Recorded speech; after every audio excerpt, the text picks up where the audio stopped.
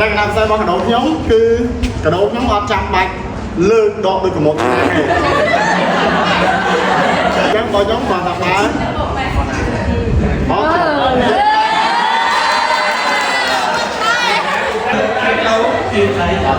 វាឲ្យគ្រប់ទៅវិញអត់ចូលទេអត់ចូលទេ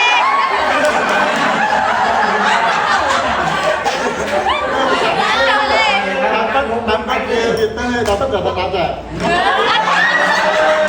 បាទគឺដល់ទៅបានឡើងក្រុមទី3ប្រហែលដែរតែគាត់ថាមិនដូចគ្នាទាំងស្រុង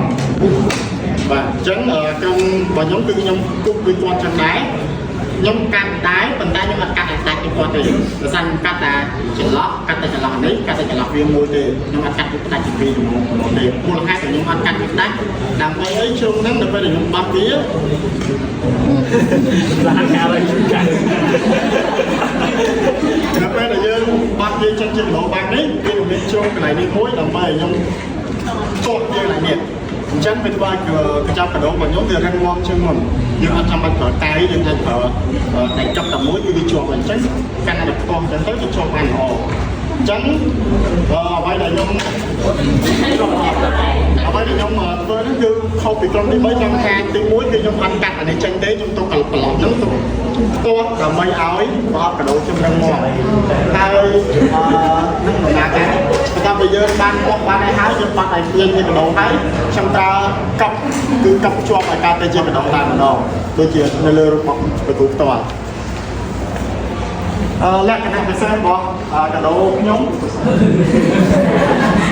លក្ខណៈពិសេសរបស់កដោខ្ញុំគឺកដោខ្ញុំអត់ចាំបាច់លើកដកដូចកមុកឆ្នាំងទេ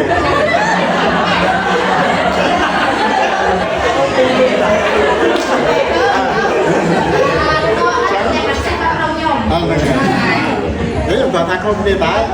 ខ្ញុំបានសម្ដែងទៅលើក្រុមណាតែអធិស្ឋានអញ្ចឹងបើខ្ញុំគាត់ថាបើ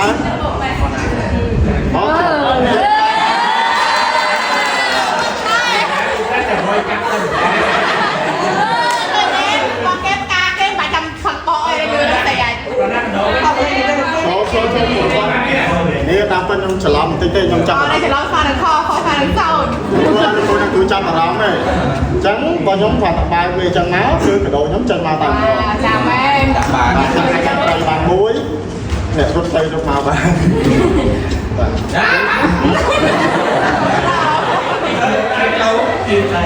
ងវាឲ្យគ្រប់ទៅវិញអត់ចូលទេអត់ចូលទេ